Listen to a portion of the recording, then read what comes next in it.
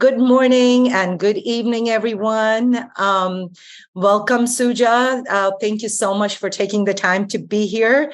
Suja is a global chief executive and board member in such diverse areas from like healthcare, consumer retail, tech, and also the winner of the Most Innovative Woman of the Year and Top Women Leaders of 2022 Modern Leaders Award.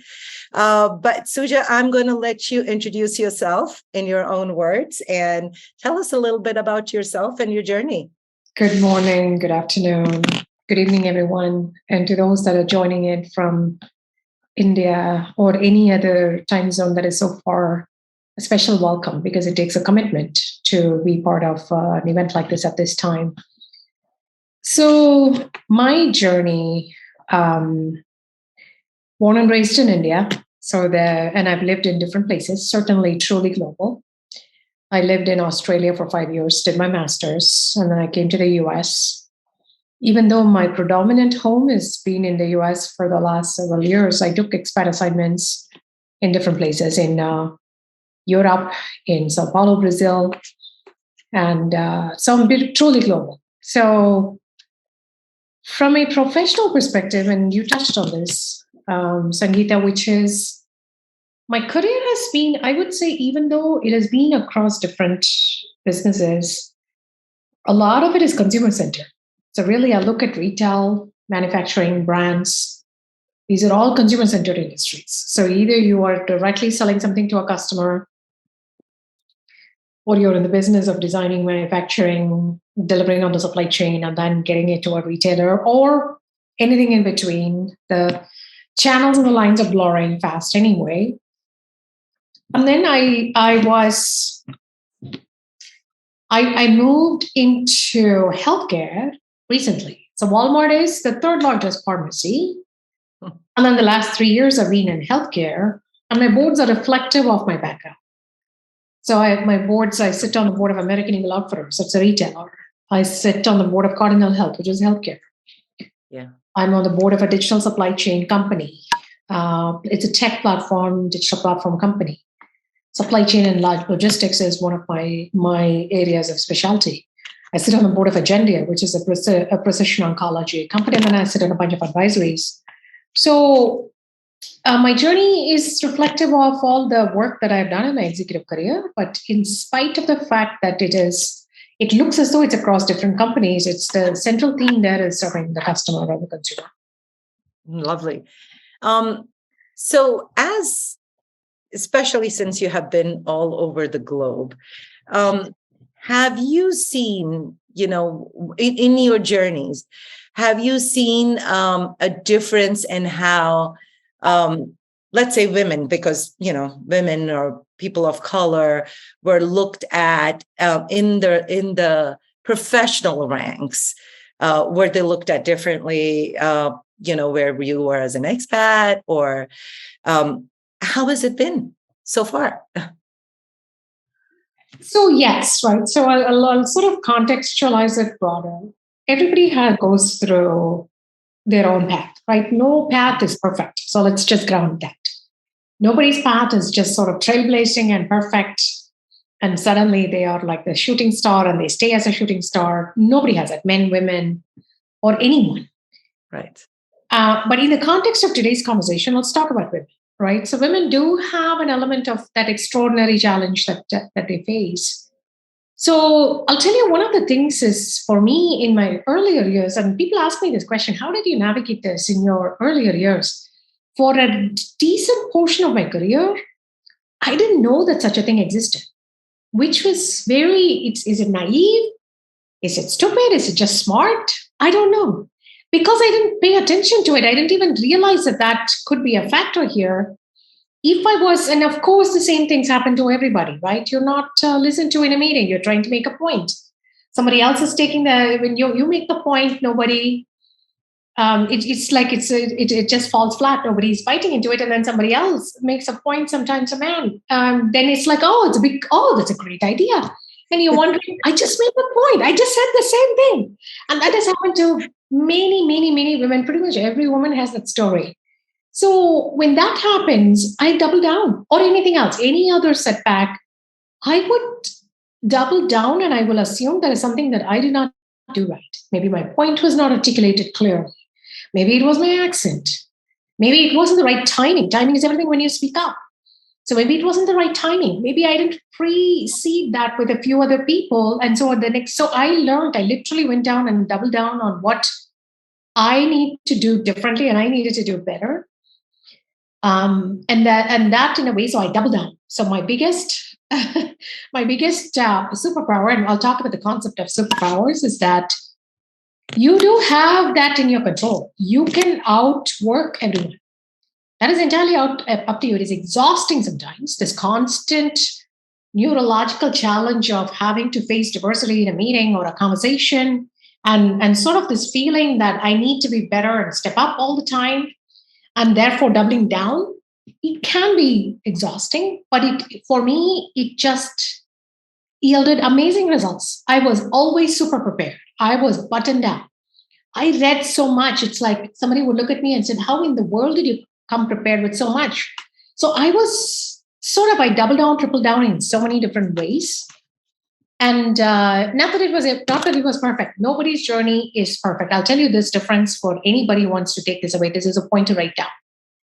The macro, think of your life in your macro and the daily micros. The micros are the particular meeting, the particular day, the week, the month. These are all the micros. Nobody's micro is perfect. Everybody has a bad day. Everybody has a bad meeting. Everybody has something that's happening. You're late to work. You are. Something happened. There was a disagreement. There was a conflict that you had to think double hard to work through how to resolve. But in the macro, things do work out.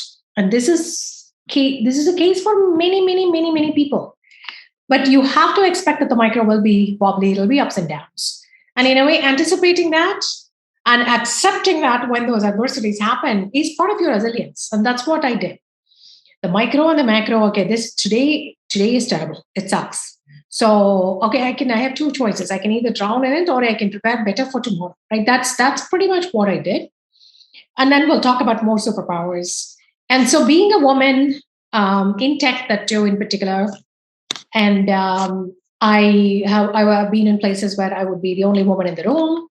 And I thought that could change when I got into management, because there's generally more women in other faculties. So when cross-functional teams come together, it got better, but it never got solved. And also this person of color, this person who came from another country, and then I'm also living in different parts of the world. Yeah. So it's like you're always this person who is different from everybody else in some way, shape, or form. So you just need to accept it. I just accepted it. Okay, I'm different. I can either drown that I'm different and try to be constantly trying to fit in, or I can say, I need to fit in on these three things. These are values. I will not compromise on values, right? So these values, I'm going to fit in. These are the common values for all of us in this company. This is what we're going to live with. But my behaviors, which of my style do I need to tweak? Which ones of my style I can just stay who I am? And I'll tell you a story. I had dinner with someone. I'll just say she's a CEO of a large company, a tech company, and very successful. She amazing career, and she grew up and she had a fabulous education. She went to an IIT, which in India IITs are a big deal. Then she came here, did her master's, and then her engineering was in metallurgy, and then she changed her career into IT. And her first job was as a tester. She was an IT tester, which in the scheme of things, I started as a software programmer, right? My first job, I coded. These are all the first level entry jobs as they can get, as first level as it can get. You're not consulting, you're not flying around telling people what to do. You are truly, and then she grew from being that tester all the way to being the tech and product leader for that company, then became the CEO, took the company public. Wow. And then now sits on the board. She left the company recently after a successful career and backfilled her role with a woman CEO. Coaches and mentors her personally, sits on 3 boards, amazing boards. These stories do happen. And this is what she told me. When she started working in the US, her accent was different. And she said, I listened to this accent and I trained my accent. I trained myself to speak. And when she opened her mouth, I said, were you born and raised here? And she said, no, I trained myself. I would listen, I would watch television shows, and I would practice. And this was important to me. And so I would say adaptation is one of the key superpowers that people can pick up. It's if you don't victimize yourself, if something happens, don't play victim. It's not, be aware, note it down, journal it. This is what happened, but don't victimize yourself. Double down, and then you will solve and you will navigate this. And so those are my thoughts. Let me pause there. That's great. So there are a couple of points from what you spoke that really stood out to me. You did say about double down, and I'm hoping someday, we don't have to do that just because we are women. Just like you said, there might be a man in the room who says the same thing, and you're like, I just made the point. I mean, this happened to me yesterday, So I can absolutely see where you're coming from, right? But the other thing that I feel very, very important point that you raised is how to deal with failure. And, this is not necessarily a failure, but like you said, anybody can fail, man, woman, whatever color you are, whatever race you are, right? It is really important to know how to deal with it. I know when I was in school, in grade school, and I'd be writing a test paper. If I got my very first answer wrong, I didn't know how to do it, I'd mess up the rest of it. And you don't want to do that in real life. So I think that's such a great point that you brought out. And if you let me just interject. I think everybody should write this down. You may love or hate Winston Churchill, but there's a quote from Churchill: success is not final, failure is not fatal, it's the courage to keep going. So I guess courage and fear are part of life. Courage is not the absence of fear. Courage is your ability to balance and work through those fears. And we'll talk more about fear. Fear is a point of data. Fear is an emotion, it's a data point. It's not the decision or the directive of what you need to take. Any examples that you might have where you had to do that, or you had to pivot, or, you had to overcome any particular bias or rough patches that you want to talk about? Not the biases will come on that. Biases everybody faces, right? Everybody faces every day. So it's part of your psyche. You're seasoned and trained. And now I probably pay attention to it a little bit more. I am very clear in my mind, okay, that is an adverse situation. I filter out the biases. I filter out if somebody's making a comment, I filter out the biases. And also as a leader, I do a lot, right? So as a leader, I also watch when there is a bias in the room. So if somebody says, for example, we would have ratings evaluation. So at the end of the year, we would sit together and rate everybody, all employees in the organization. If somebody says, oh, she's too emotional. Okay, that doesn't happen in my watch. Okay, tell me more. What exactly did she do? What was it? Do not use those adjectives to describe. That only happens to women for some reason. And so you bias or something. It's not just what happens to you. It's also what you do to others. Something, and this is a proven data point. There is several studies that women who collaborate and partner with other women and have a sisterhood of women to lean in on are a lot more stronger in their performance. Okay. So this is why form your own cohort. Don't form a clique, but form a cohort, a collaboration group. Include allies, include men as allies in the group. And then that sisterhood will then that will give you a space to lead on. And I'll tell you, in the Obama cabinet, Lisa Burwell was an executive at Walmart. She ran the Walmart Foundation, and then she left and she joined in the Obama cabinet. I forget exactly what her role was. But the cabinet then came out and put out the statement that when there are fewer women have to amplify women's voice. So they said, and this is what Sylvia told us, is that whenever a woman said something, 3 other women would repeat the same thing and say, great point, yay. No, it sounds a little bit gimmicky. It sounds a little bit odd, but that is what they did to amplify women's voices. And I've seen it happen. Women can stand up for women. And that's the other thing I will tell you, which is, I'm going around, I'll come back to answer your question. people generally find it difficult to brand themselves, right? It's very difficult to speak about our own accomplishments. Yes. You're trained, maybe it's your developmental element in your family, just as cultural. Many cultures are humble. Humility any day is better than non-humility. So all that is great, but you've got to brand yourself. So how do you do that? When you are uncomfortable about branding, how are you doing? You get other women to brand for you. Let the women speak up for you and tell your stories and bring out to light. And I am that brander for so many other women, and I have some amazing colleagues that do that for me. So how are you doing to lift up other women and helping other women? Don't get catty. Women to women, don't get catty. Lift each other up, collaborate. There is such an amazing cohort. Invite allies. Women cannot do this alone. Invite allies, men as allies. So, failure, let's talk about failure. If somebody says that they haven't failed at anything, I don't buy it. That's nonsense. Agreed. Everybody has failed, right? So, what are some of my failures? I have delivered initiatives that didn't go anywhere. I took an offer somewhere where I was going to go on an expat role. I was going to go on an expat role to Sao Paulo, Brazil. And I had done all the arrangements. I spoke to my family and I was going to go. And then my children were much younger. My husband he didn't like it because there was no remote work at the time. So he had to literally change his job, which wasn't financially, it wasn't a big deal for him. It wasn't economically, it didn't make sense for him. And I was in Brazil and I had an event, a major event. Sao Paulo can be very unsafe. So I had a safety event there and so that rattled my family. And so my family basically told me they won't move. So here I am, accepted a role in the same company I was in as an expat in another country, another continent, and then my family refuses to move. So how do you do that? It is difficult when you're juggling these balls and family requirements and work requirements. So I had an apartment. I literally commuted. I was in Southern Cal at the time. I commuted back and forth, lived a life. My children were much younger. Women face these choices and men also face these choices, but sometimes it feels like women face this much more than men. I had two young children. My daughter was single digit primary school age and my son was a baby. And my husband would take them to Sunday school.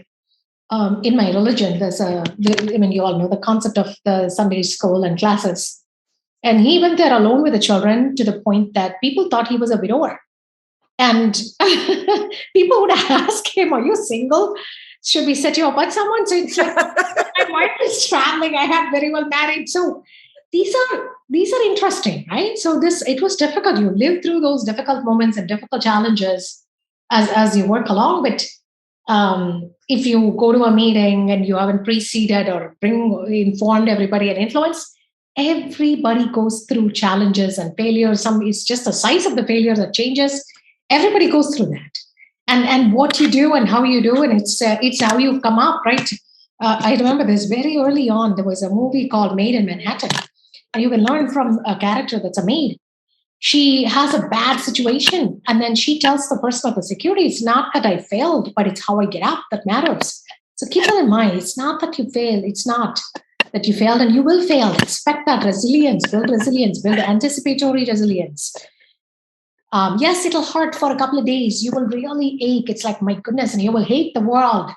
Come up, be resilient, and then I find myself that I'm planning ahead. That's one of my superpowers. Is that, and I will tell that to all of the people on the call, is how do you look at life? You can either live life either as it just comes to you and different. It'll happen. Life will happen. Time will pass.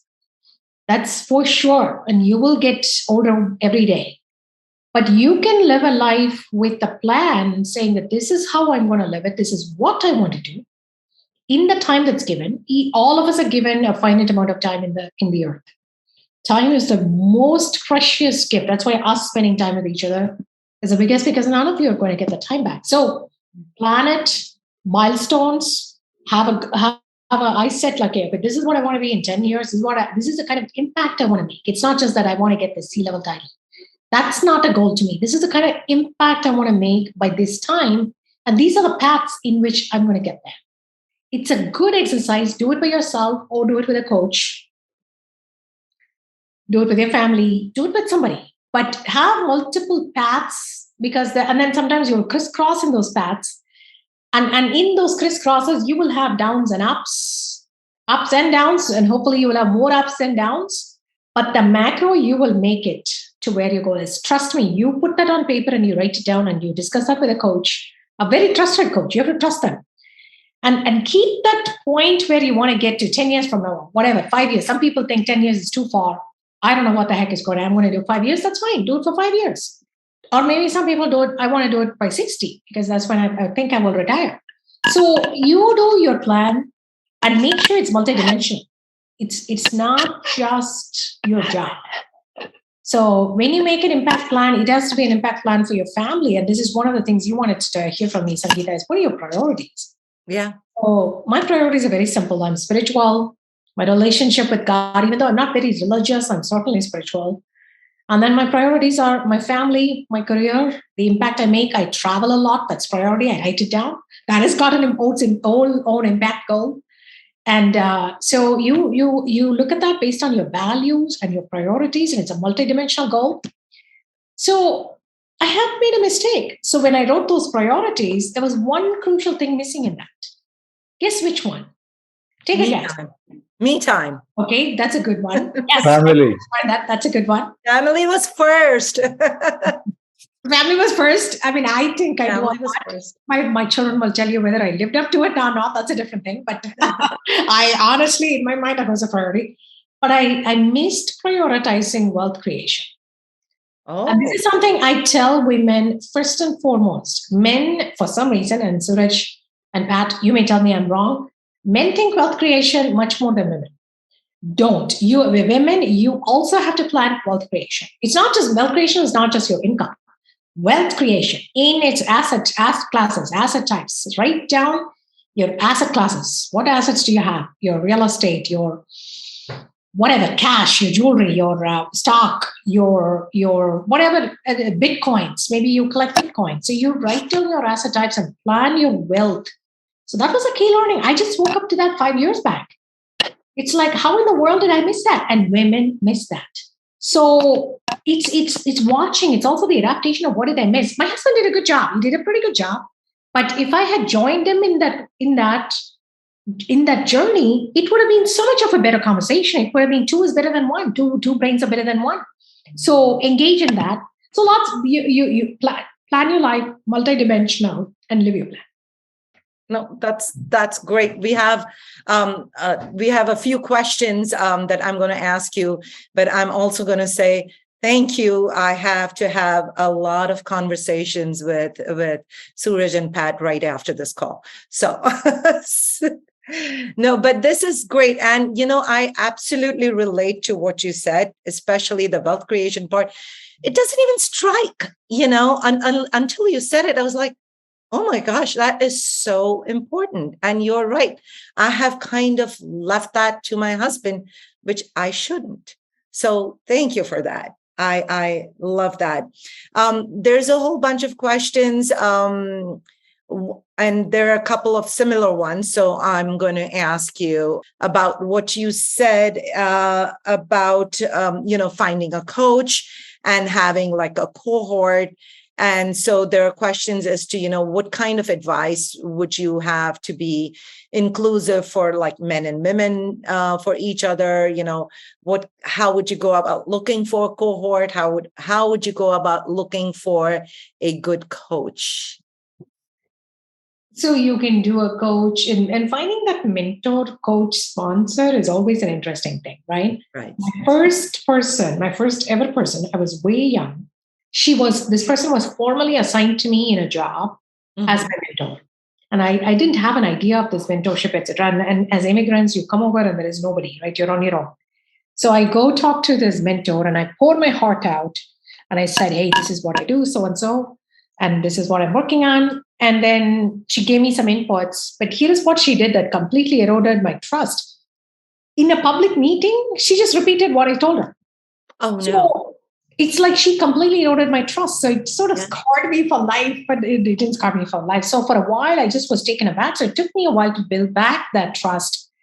But I did find good mentors. Mentors will sometimes find you as well. And then but I didn't know the difference in the 10 years, 15 years back. You didn't know the difference between sponsorship versus mentoring. You know the difference, right? So Yes. sponsor literally helps you. A mentor guides you and helps you.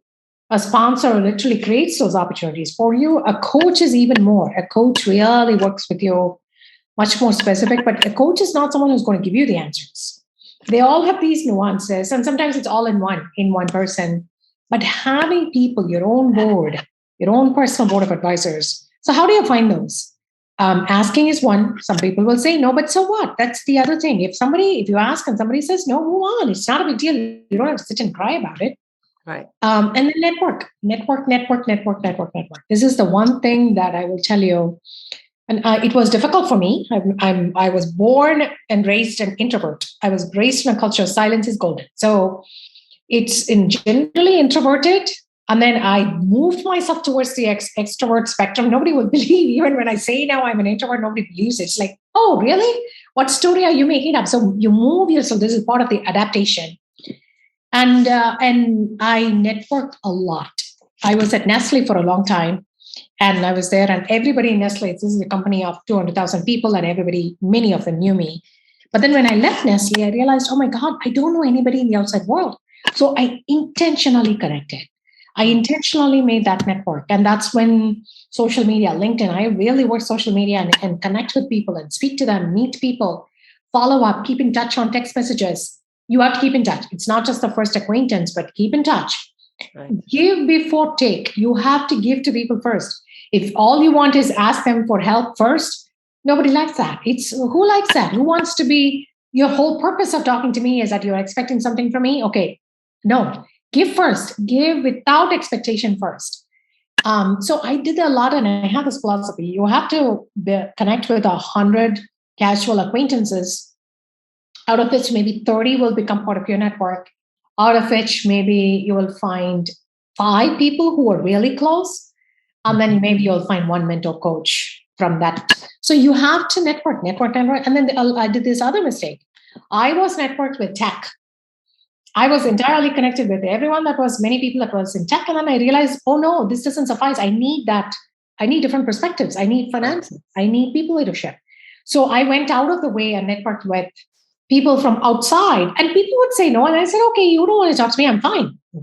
It doesn't make you any worse or better. It doesn't make me any worse or better. This just isn't a fit at this time. You move on. And so I networked across the industry. Then I lived in Southern Cal, and I will tell you, hopefully it's funny for you. I lived in Southern Cal, and Southern Cal has golden weather, at least at that time. And I would drive to Northern Cal and maybe Monterey, and then it would get too cold and we would turn around. Northern Cal was too cold. So I stayed away from Northern Cal. And then I realized, my goodness, I need network in Silicon Valley. So I went ahead and you use anything and everything you can to connect, right? The superpowers. There's a very large Indian community. So I connected through them. And I built myself, and I really built in and penetrated, and I ran a large team in one of my roles in Silicon Valley. That helped. So networking, connection, paying attention, giving back, all of that is one way. But even just within your own team. So if, let's say you're in Intelliswift and you're in your own team and you look across the aisle, there is probably 5 other women like you that are struggling, or men. You are probably looking at other men and women. So form a group. Okay, what do we do? How can we get together? What do we need to talk about? What challenges are we facing? My only thing is, don't turn those conversations into a victim sob story, because then that's all you will get. What can you also do? Make it action oriented. That's the other thing you will see as an obsessively action oriented. So what actions can you take? What is that? Okay, these are the 3 things. These are the common themes. These are the 3 things we're going to do. Not everything may succeed, but we're going to give it a try. So this is how we're going to do. So the next week you come together. Okay, what did we do? Did anything improve or not? So those are simple things. When I was a few years back, and this was something I observed, there are not a lot of women in tech, even today, but 10 years back, it was even worse. I would go to a research board or a Gartner meeting or an event. There's probably 1 or 2 women in maybe a group of 50 men. And then the other woman, her head would be buried inside her device. I'm looking, okay, who do I talk to? And the men would be chattering. So I said, this is not going to work. So I formed T200. You wanted to hear about that as well. Yes, I did want to hear about that. As well, Sangeeta, which is So I formed T200 simply because there is not enough women CXOs in tech. And we need to lift each other and we need to lift others. So it was formed based on that. I incubated the idea. I partnered with other women. So initially it was like 4 or 5 other women in the Dallas area. And little by little we scaled. Initially, when I reach out, people I meet, it's an influence process. Maya Leibman, the previous CIO of American Airlines, still tells me the story. I tried her. She said, I'm busy. I don't want to join. And she said, oh, I like the idea, but not now. One day we were coming back from an event in SFO. And in the SFO, there was a long security line. And she and I were in the line. And we started talking. We were standing right next to each other. We were talking. And I was telling her about T200. I was telling her, this is what I do. She asked me questions. So the whole wait time, maybe it was 20, 30 minutes, was a very bad line. By the time we finished the line and came out of security, she said, okay, sign me up. So you work on it. You work on it. You invite people. You recruit people. And when you have somebody, a last name like me, it's like, who are you? What do you want? People naturally think I'm there to sell something. And then they go look at the LinkedIn profile. They look at who I am, and then there's a little more credibility. Then you repeat it. Right? So, and we are now 250 C-level women. We first didn't even think there would be 200 women, but the world is changing. There is more women now. Still not where it needs to be, but there is more. And definitely our organization, I don't believe we were the only ones to play a role, but we certainly played a role in that scale up. Then we launched Lift. Helping each other is a good story. We lifted other women from other parts of where they are in their career is even a greater story. It's a bigger legacy. So we launched Lift a couple of years back on International Women's Day. So Lift is open. So T200.org is a website. If you could type that. That's what I was going to do. And then, so anybody can sign up, anyone in tech. If you're a C-1, we call it Lift Plus. Our goal, the metric we measure ourselves is how we help women navigate through that career path. And we do that in many ways. We do that by coaching, mentoring. We do that with group sessions, development sessions, education sessions. We put them in touch with job opportunities. We personally coach them through the interview process. After they land in the jobs, we help them. So this is how I think, right? If you're not invited to the table, if you're not invited with a seat at the table, you build your own table. So you build your own table, you build your own chairs, and you bring them along. So again, more questions over here. Shaswati is asking, hi, Suja, please could you let us know what helps you stay updated with information about all these diverse industries? So I'll tell you, and this is the same. This was a question that came up yesterday as well. Oh. And the cybersecurity topic. So everybody has superpowers, right? So learning is one of my superpowers. And speaking is another one, but I'll come to that in a minute. So learning is a superpower. You are going to have to commit to that. It's not, I remember my dad was a civil engineer and he had an undergrad degree, and then he worked and he kept up the code of constructions, and things changed. So he had to keep up with that, and he would learn in his own way on the job. There is nothing better than learning on the job. But in the culture where I came from, it wasn't a thing. You didn't really just continue learning as this major obsessive thing. But today, you have to commit to learning. And what do? Of course, the obvious one is reading, but there is so much information. What do you read? How do you curate and select what do you read? And then what is your attention? Bill Gates reads like 10 books every week. Literally, if you see the video on Netflix, he carries a big bag, and then his retention, he retains 90% of what he reads. I'm certainly not Bill Gates. So I synthesize, I take notes, I write it down, I highlight and write it down, and take courses. And now sometimes I'm not perfect. I don't finish a book, I don't finish a course, but the fact that you make the effort. Then the other thing is you pick a topic and you say you're going to make up your mind and you're specializing in it. So right now, I'll tell you what I'm specializing in is Web3 Metaverse. This is going to be here. The next 10 years is going to be Web3 Metaverse. I'm beginning to hear terms like, we would say previously digital natives. Now there are also terms like crypto natives. So crypto as a whole broader Web3 umbrella term as a Web3 native. So it's coming. You might as well get on it at the get-go. And it's not complex. And because you're getting engaged and learning it much earlier on before it gets too complex and it gets this ballooned up complexity, you can get it into your head and you keep it up. And as a part of that, you can shape where it goes. So, and then the other thing is I talk to people. Curated talks, and this is part of your networking. I have a network of people that I know who to call for this topic. I've got like 3-4 people for cyber. I've got 3-4 people for topic X. And not that everybody is like this big shot or celebrity. They're not. But I trust them. They trust me. I just pick them a call. Hey, I need to pick your brains on this. Can you chat? And we talk. So staying on top of things. And could be some of it is formal education, right? The 3 E's. You've heard about the 3 E's. Education, exposure, experience. So education, but education is like 5% of the overall learning journey. Exposure is 15% maybe. This is just this is my experience. And the rest is all experience. Just what you do every day and what you learn from that every day is a big part of your learning journey. But once again, it's part of your longer term plan and your journey is to, in the multidimensionality, you're also documenting, this is what I'm going to learn. Everybody has a T-shaped career. We all grow up in something. Your first job, you will never forget. I still remember that code that I wrote in my first job. It's still right. It's running in my retina because you're debugging it for so long. So, and then, but everybody has a T-shaped career. And so you grow up and you become horizontal, right? Then the vertical stem of the T and the horizontal stem of the T is everybody expands. And that happens as a combined element of what you've learned, what you have done, and each feeds upon each other. Your prior role prepares you for your next role. The learning, the networking, and the languaging. I'm beginning to use a word called languaging. It's not even a proper word. But the languaging, you have to speak the language of that next level job that you're trying to get. Otherwise, there's no next level job. But what are you going to do? You don't have the job. So how are you going to pick the languaging? Go watch videos. That is my biggest university is the school of Google. That Google, I have pounded the pavement of Google search like anything.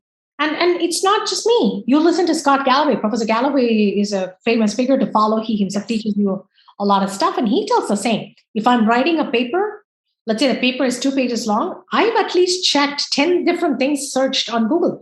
Either it's a fact checked, it's a concept check, it could be anything. There is information is everywhere. It's a good thing because it's at your fingertips. But it's also an opportunity. It's a bad thing because you have to curate. You have to learn how to curate and synthesize. Otherwise, it's just overwhelming. It just flies over your head. So learning is absolutely a part of your priority. Women and men, you have to prioritize, set time aside, and don't set time aside and plan it. It's not just that if I did the day-to-day rigors of being exhausted at work means that it doesn't give you a free pass for not learning. Right. I get you. You know, I have also learned the search Google from my kids, because sometimes I turn around and ask them and I'm like, Mom, we're just going to do a search on Google. You can do that too. And I'm like, right. So yes, now definitely that's something in my brain. Pooja had asked a little while ago, you know, when you were talking about the various paths to get to the impact you want to make. She had said, do you keep a plan B to get to your goals just in case plan A does not work? Totally. So let's say this is where you are, this is where you need to get to. There are multiple lines that are going. And sometimes the lines go like this. So totally. It's not possible sometimes to have a plan B, but at least in your own mind, run a scenario. This is business, right? In business, you would run a scenario plan. Right. So if this, then that, right? It's an IFTTE. Mm-hmm. And you run it in your own brain and you have to write it down. Journaling is very therapeutic. Write it down, write on your plans. And I used to write on paper. Now I do this. So it's like my notes is like 1,000 different notes because I've journaled everything. Here's my Bible. Everything goes in there. So yeah, I definitely know what you're saying. Another question from Vinaya. Hi, Suja. How do you deal with stress? just a good general question, especially for someone like you who's dealing with so much. So I have to say, when I was listening to you tell your story about Sao Paulo and your family and your husband, it's like, how did she manage? Like I was just gasping for air right here. How did you and how do you? It's the I've become better at it. I'll be honest. I've become better at it. And also the COVID times and the extraordinary mental situations that we all went through, cognitive situations that we all went through, makes us. You have to learn to do that, right? So I'll tell you, I didn't touch about talent. Travel. Travel is a priority for me. So Nice. about 12 to 13, 14 years back, I made up my mind. Travel is a priority, intentional priority. So I literally booked 3 vacations every year. And partially it was because I wasn't spending enough time with my family. Family life became very transactional. Did you eat? Oh, did you finish your homework? Or did so and so call? It was becoming very transactional. It scared the hell out of me. So these were moments in which I literally shut down and we talk and we have numerous hours of conversations. It made a big difference in the health of my family and for me. So those are also moments of rest and recreation. So I will tell you, once again, being born and raised in an emerging world, it's easy to forget that. Easy to forget. My dad worked very hard. He would work day and night as a part of his job. So I had to be very intentional about taking time off and travel. And I've traveled to exotic places and just that sort of an investment in my family and myself. The second thing is your spirituality and your meditation. So if you haven't done meditation, practice that. There are lots of tools available online. So I meditate. I'm not consistent with yoga nowadays, but it was a time when I was very serious about yoga. There is also this theory about caring a little bit less. So that is also in a way going back to the roots of some of our own philosophies, right? So Buddhism, you watch Buddhism, it's the wanting less, it's a caring less. So sometimes it's like we care too much to the point of anxiety. So there is an element about being earnest. There is an element about being intense that drives you, that got you here, but it's not going to get you from here to the next place. So you have to unwind. So caring a little bit less for the right ones. And this is where prioritization makes a big difference. You have to be ruthlessly prioritized in your life. I'm going to do this, but that means I'm not going to do this. If you only keep adding more and more and more, it's not going to work. So sometimes you just need to say, you know what, I'm not going to do this. I'm going to let that go. Let it go. Care less about certain things, but then these specific things you're focused on, be really focused. But I'll also tell you, giving to others is very therapeutic. It's very therapeutic. There was a time when I used to mentor 100 people. This was my weekends. 10, 15 minutes with this person, 30 minutes with that person, 1 hour with that person, tea, coffee at Starbucks with this person. This was my weekend. Giving back is very, very therapeutic. So give back. You will see just the feeling of giving back with no expectation of return. That is healing. It's de-stressing. Work environments need to have plenty of people who cover each other's back. I've got your back. If you're a manager on this call, go tell your people, I've got your back. That is the single most important thing people can do for each other. I will also tell you the story of the CEO of the tech company that I met. She had a fantastic career. I just think she's a rock star. But she also said she had to make an intentional choice about her compensation. Her comp was low. She said that was an intentional thing I had to accept. Right? You will have to accept and prioritize certain things. So like the meeting that you didn't attend, that's a priority that she made, that I'm going to accept this. I could have gone around and looked for another CEO job and jumped somewhere else, but that's not what I wanted to do. So everybody has compromises. That's my point. Right. Carol, who has been one of our previous guests over here, has a lovely question. She says, what did you need to unlearn in your leadership journey? Oh my God, tons. The great question. Unlearning is absolutely a part of learning because your brain only has a certain amount of space. Your habits, unless you unlearn a certain habit, it's very difficult to replace it with a new habit.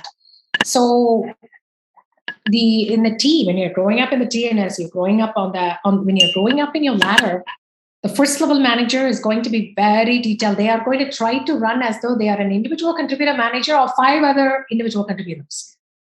Unlearn. You have to unlearn.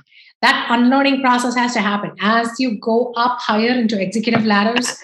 You have to build organizations that are high performing and trust them. Give them a goal, give them a shared vision that you all can commit to, and trust them. So there is a ton of learning, and you have to do it intentionally. I did it intentionally after a certain point. Being on boards, it's an intentional journey. I'm not management. I go to boards. I only go there 5 times a year, 6 times a year. I do have monthly conversations, but that's nothing compared to someone who is there every day. And it's not my job. Management's job is management, board's job is oversight, strategy and oversight. That is a very clear differentiation. Sometimes I'm in the management meeting, I'm wearing a different hat, I'm plowing, and I'm asking 5 layer questions. Mm-hmm. I'm going into a board meeting. I have to consciously remove that hat, unlearn, put the hat on. And this is literally the same day, within a span of 3-4 hours, you have to do that.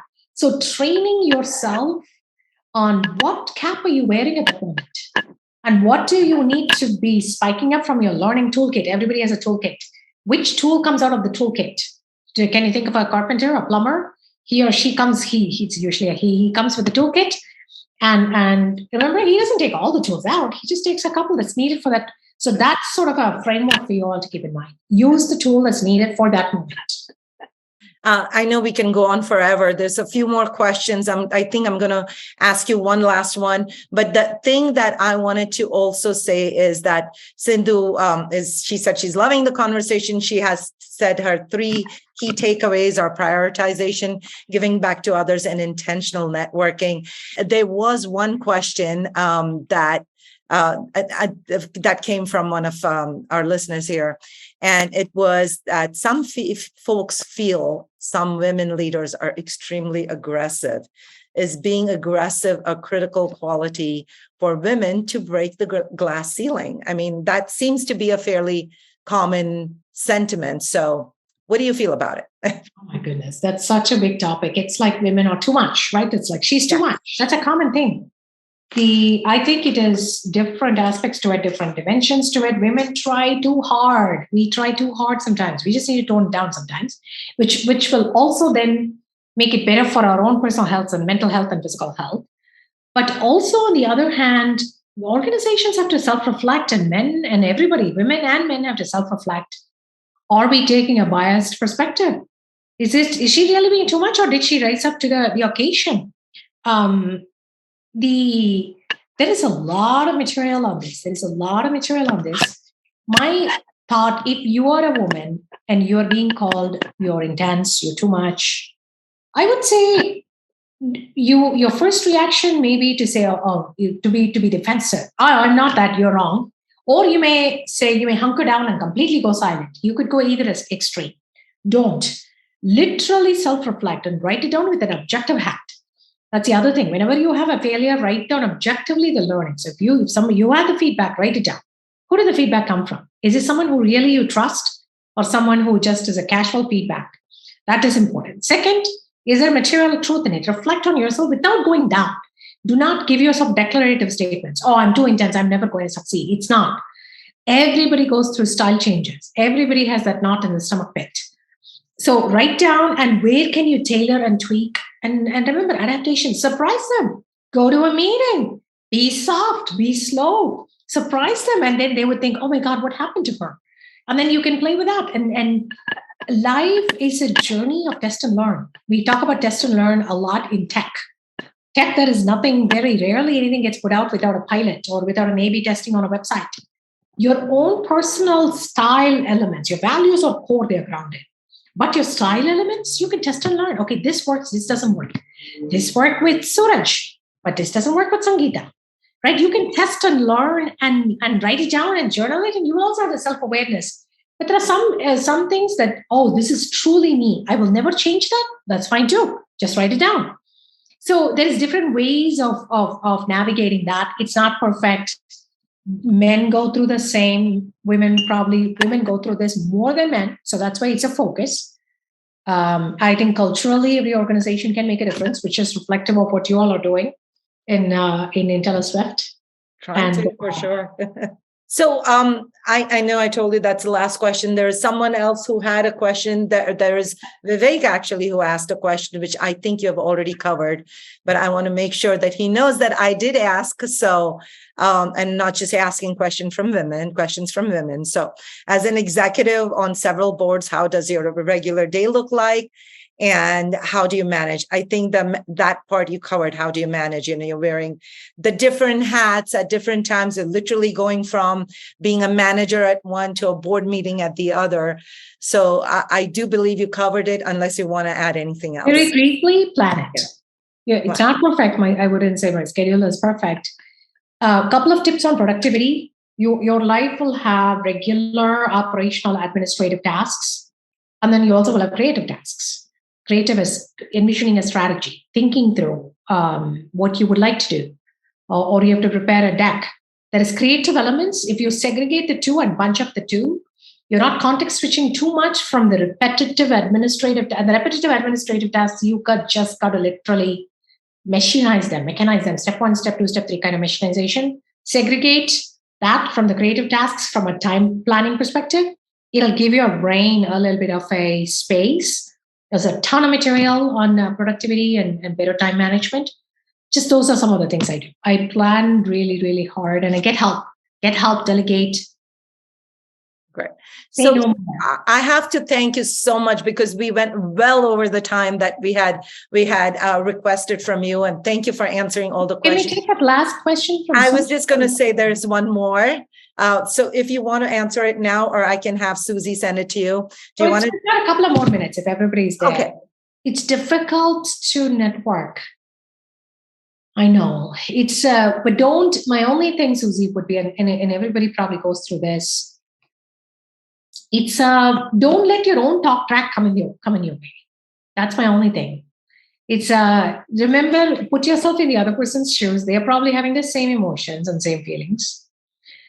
So that's one. Second is you can ask somebody to make a warm introduction.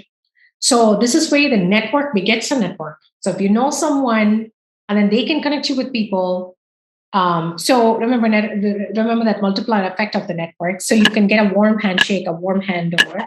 And last but not least, if somebody doesn't respond and reciprocate, I've said this a couple of times now. So what? Move on. Thank you, everyone, for being on here. And I love the questions, because I got to learn so much. And Suja, we got to connect. I'll leave you all with one emotionally cognitive talk. You're all enough. You're enough. Don't have this fear of you're not enough. Don't get into an abundance mindset and not a scarcity mindset. That's a great place to work from. So stay abundant. You're enough. Thank you. Appreciate that. Thank you so much for your time. And thank you, everyone. And thank you, Suraj, for introducing us to Suja. Thank you. Thank you so much, Suja, for taking time. Thank you so much. Thank you, Suraj. Thank you, Sangeeta. Take care of that. Thank you. Pleasure meeting you.